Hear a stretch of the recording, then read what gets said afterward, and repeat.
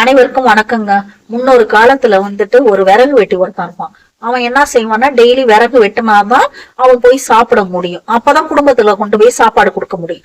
இவனும் போய் காட்டுல போய் விறகு வெட்டுமா, இவனுக்கு டெய்லி கூலி, அதை வித்து தானே அவன் சாப்பிட முடியும். அப்படி இருக்கும் பொழுது டெய்லி விறகு வெட்டும் போது ஒரு நாள் இவனுக்கு உடம்பு முடியாம போயிடும். உடம்பு முடியாம போனோம்னா இவன் என்ன செய்வானாக்க, அந்த காட்டுல போய் விறகு வெட்டிட்டே இருக்கும்போது ரொம்ப உடம்பு முடியாம போனோம்னா அவனால வெட்ட முடியாதனால கடவுள்கிட்ட வேண்டுவான்.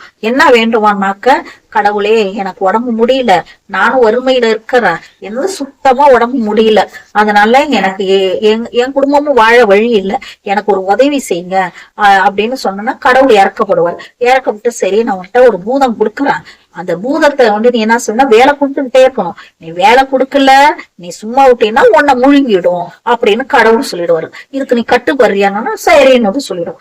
சரின்னு இவன் ஆசையா அந்த பூதத்தை கூட்டிக்கிட்டு வீட்டுக்கு வருவான். ஆனா அந்த பூதம் யார் கண்ணுக்கும் தெரியும், இவன் கண்ணுக்கு தான் தெரியும், கண்ணுக்கு தெரியும். அதனால இவன் ஜாலியா முன்னாடி வருவான், பின்னாடி பூதம் வந்துகிட்டு இருக்கும். அது இவனுக்கு தானே தெரியும், ஊரு சனங்களுக்கு தெரியாது. வந்த அண்ணே வீட்டுக்கு வந்த அண்ணே, பூதமே எனக்கு ஒரு பெரிய வீடு கொடு அப்படின்னு வீடு கொடுத்தோம். அடுத்தது என்ன செய்யணும்னாக்க, என்னோட வயல் கொஞ்சம் இங்க தரிசா நிறைய இடம் கிடக்கு, அதுல நல்ல விளைச்சல் விட்டுருங்க, அதே மாதிரி விளைச்சல் விட்டுப்போம். வீட்டுக்கு பொருள் வேணுமே, அந்த பொருள் எல்லாம் கேட்போம். மேஜை, நாற்காலி, உணவுப் பொருட்கள், அரிசி, பருப்பு எல்லாம் கேட்போம். எல்லாம் மூட்டை கணக்குல ஒவ்வொரு நிமிஷத்துக்கும் விட்டோம். முடிச்சோன்னா அடுத்து கேட்போம். இதான் ஒரு பங்களா கேட்டான், கொடுத்துருச்சு. அடுத்து சொன்ன ஒரு பங்களா கட்டணும், அதையும் கட்டி கொடுத்துரும். இப்படி எந்த வேலை விட்டாலும் சளைக்காம ஒரு நிமிஷத்துல செஞ்சுட்டு அவன்கிட்ட கை கட்டிட்டு, ஏஜமா சொல்லுங்க ஏஜமா அடுத்த வேலை என்ன அப்படின்னு கேட்கும். இவன் தான் மாஸ்டர் ஆயிட்டானே, இப்ப பெரிய பணக்காரன் ஆயிட்டான்.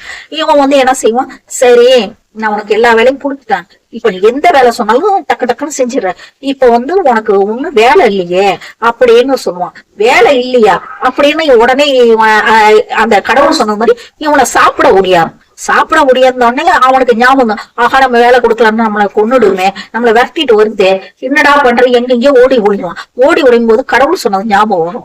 ஐயோ கொல்ல போகுதுன்னு சொல்லிட்டு மறுபடியும் ஒரு இடத்துல போய் ஒளிஞ்சுக்கிட்டு, ஐயோ கடவுளே நானே உடம்பு பதறுது, எனக்கு நீங்க எப்படியாவது ஒரு வரம் கொடுத்து இந்த பூதத்தை நிறுத்த சொல்லுங்க, ஏதோ நான் கேட்டேன், என் உடம்பு முடியாதனத்து கேட்டாங்க, இப்ப என்ன கொல்ல வருது, கொஞ்சம் காப்பாத்துங்கன்னு கடவுள் சொன்னா கடவுள் மனசு இறங்கி, அப்ப நீ ஒண்ணு செய்யி, உன் வீட்டுக்கு முன்னாடி ஒரு கம்பத்தை பெருசா வச்சு அதுல எண்ணெயை ஊத்தி அதுல ஏறி ஏறி இறங்க சொல்லும்.